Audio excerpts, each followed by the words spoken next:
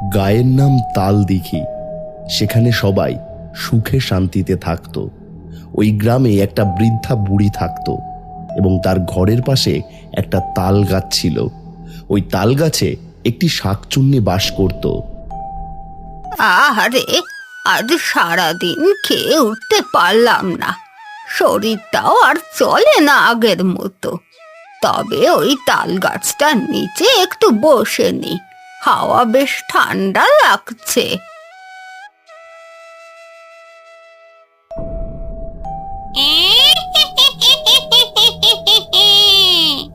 কে আমার তাল গাছের নিচে বসেছে রে? তাকে আমি শেষ করে দেব।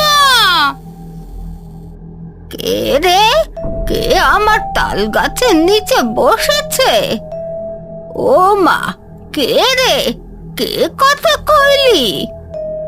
আমি তো একা বুড়ি মানুষ, ভয় দেখাবি না। কে তুই?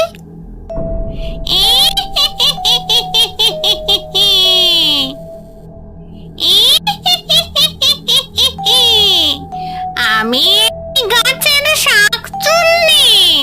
দিনের বেলায় আমি ঘুমাই, রাতে জেগে উঠি। এতদিন কেউ কাছে আসেনি, তাই কিচ্ছু খাইনি। আজকে তোকে খাবো বুড়ি। না না, আমাকে খাস না। আমি গ্রামের বুড়ি, স্বামী সন্তান কেউ নেই, একা একাই কুড়িয়ে কুড়িয়ে দিন কাটাই। ভেবেছিলাম একটু বসে বিশ্রাম নেব। আমি তোকে দেখে একদমই ভয় পাই না। বুড়ি, তুই ভয় পেলি না? আমি তো ভূত। এই বয়সে আর ভয় কিসের রে মা?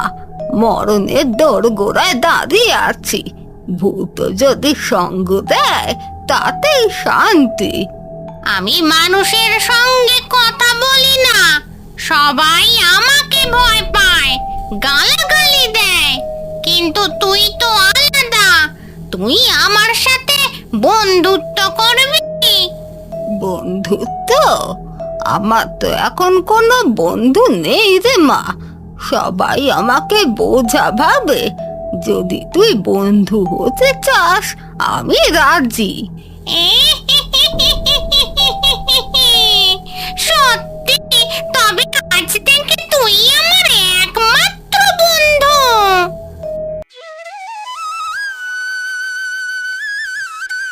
বুড়ি, ও বুড়ি, কোথায় গেলে? তোমার বাড়ির এই তাল গাছে বলে একটা শাকচুন্নি ভূত রয়েছে। আমার আসতে খুব ভয় লাগছিল। তুমি তোমার বাড়ির তাল গাছে শাকচুন্নি ভূতটাকে তাড়িয়ে দাও, না হলে গ্রামের মানুষ সবাই শাকচুন্নিকে দেখে ভয় পায়। আরে কি বলিস? না না, ওটা তো আমার বন্ধু, ওকে দেখে ভয় পাবো কেন? ও তো কারো ক্ষতি করে না। ওমা, তাই তো, কিন্তু ও তো কিছুই করছে না। তারপর শাকচুন্নি ওই গ্রামের মানুষ এবং বুড়ির সাথে একসাথে থাকতে শুরু করে।